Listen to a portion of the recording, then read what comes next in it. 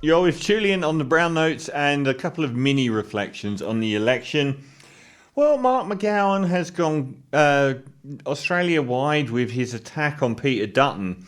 The WA Premier, WA shut out the Liberals pretty much, took aim at former Defence Minister and potential new Liberal leader Peter Dutton, calling him an extremist in terms of his conservatism and saying, I actually don't think he's that smart. Now, this is a story that has been replayed over and over again throughout the news media. It isn't what he said. He said that was 5% of what he said. Now, if there's one reason for my YouTube channel or this show on the radio existing, it is to try and balance out how bad I think Australian news media is. I've done enormous amounts of videos on it, including some of the earliest ones. Mark McGowan didn't attack Peter Dutton very much at all. He attacked the media. Western Australian Premier Mark McGowan, and this is in The Guardian, thank you, actually focusing on this, Josh Butler, has launched a blistering attack on members of the Federal Press Gallery who followed Anthony Albanese's election campaign, accusing them of reporting lies as well as bullying at press conferences. McGowan, who joined Albanese for several media events in Perth during the 6-week campaign, said he was shocked and appalled by some in Canberra who attracted ongoing criticism from Labor supporters and veteran journalists for interjections and combative questioning. You've got innumerable veteran journalists from the ABC attacking the ABC's coverage, including on election night and including in the days after. Even one, Barry Cassidy, telling them, it's okay, guys, you're not under threat now, because of the relentlessly skewed performance they've been giving. Screaming and interrupting and rude and insulting, intimidating and bullying, McGowan said at his own press conference in Perth. Slightly more barbarous than his comments on Peter Dutton, yet hardly making any headline at all. The sort of thing in a workplace you get sacked for. The need to reflect on their behaviour, I've never seen anything like it. Labour supporters were critical of what they call gotcha questions to Albanese about the unemployment rate and Labour's NDIS, which led to well-documented stumbles, and then opposition leader failed to immediately answer questions correctly.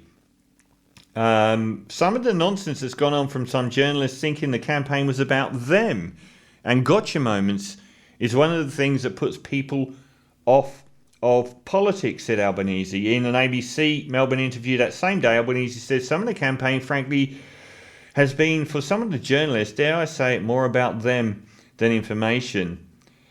McGowan joined Albanese for one particularly robust media opportunity at a factory in Perth on the last weekend of the campaign, where the Labour leader came under repeated and loud questioning over his party's costings. Feeling Albanese was avoiding questions, journalists constantly interjected before the opposition leader had a chance to answer, and he ended the press conference after only a handful of questions. Several reporters followed Albanese out of the area, voicing further questions. McGowan, left standing on the podium by himself, called the media behaviour madness. He said Anthony is trying to answer a question and they're basically talking over the top of him, being rude, muttering and being insulting. He also hit out at subsequent reporting Albanese had fled the press conference, calling it lies. News Corp papers splashed the incident on the front pages under a large headline including the title "Flea Circus." Towards the end of the campaign, and I have absolute respect for Anthony Albanese for doing this, he adopted a new press conference rule of ignoring questions from the loudest journalists, irritating some. So this is part and parcel of what's gone on. If you're a Labour person, you would have noticed how these gotcha moments and how these journalists have been so keen to gang up on Albanese in a manner that has not benefited Australia at all in representing the truth. And I'm talking even about the ABC. And we all know it. We all saw it. Some of that stuff like front covers where Albanese is painted as fleeing a press conference where they wouldn't even let him answer a question can have a real impact on an election, on the manner a candidate is perceived by the electorate. This is bad stuff. We need a reset in Australian news media. We shouldn't have such a narrow mediaship ownership in Australia, where there's basically one side is Peter Costello's Channel 9 News, Sydney Morning Herald, and the other's the Murdoch Press. And then you've got the ABC being hammered so hard, they've ended up with a group of people that are... Well, one was even taken off air for Labor, having this like hit list of Labor on Twitter, calling them obscene names. This is a really bad thing about Australian news media. I've mentioned at length about how concentrated the ownership is.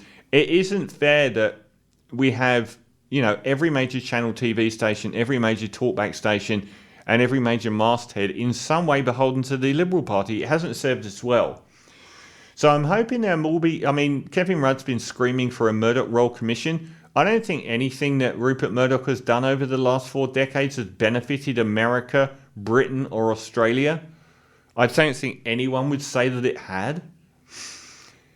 Public broadcasting was our last refuge of actually non-biased reporting, and they've eroded it so much that the BBC is just a laughingstock in the UK. And the ABC seemed to be a lot stronger for a long time, but unending cutbacks, choosing who is the leader of the board and who gets picked for certain roles. I'm just hoping for a big media reset, because it's not good. And the other really interesting story about the Australian news media is the wackier side, the Sky News at Night people, the attempt to foxify the Australian news media by Rupert Murdoch, which has failed dramatically, given that they get about 10,000 viewers with, Andrew Bolt, Alan Jones at one point, Rowan Dean. All these people have just been going apoplectic. Now, what's really interesting here is they always come out, Peter Credlin, always come out and say that Liberals lost because they were too far left. No one on the left thinks that Scott Morrison's government was too far left. Where are you getting this, you numpties? But there is a reason. And the reason is this. None of these right-wing whack jobs that populate Sky News at Night or the more nefarious columns in the Daily Telegraph can say anything else. Because if they do, they're admitting that they were responsible for the Liberal Party's defeat. We all know that the Liberal Party got back in after Tony Abbott went too far right. They put in a kinder, gentle Liberal with Malcolm Turnbull, who is far closer to being a true Liberal than any of these extremists. And he won. And then Scott Morrison changed himself from being, Voldemort light into a more friendly daggy dad version of himself. They lost because they were too far right, but Sky News at Night can't say that because it's admitting guilt. And the other thing it will be admitting for them is they believe that they represent the populist masses. Well, given how shut out One Nation and the Clive Palmer's United Australia Party have been with winning no seats, I would suggest it would also reveal that the people on Sky News at Night don't represent very many people at all. And we've seen that with the complete failure at the ballot box of anyone connected with the anti-lockdown, anti-vax movement and the enormous success of Labor in Dan Andrews' heartland.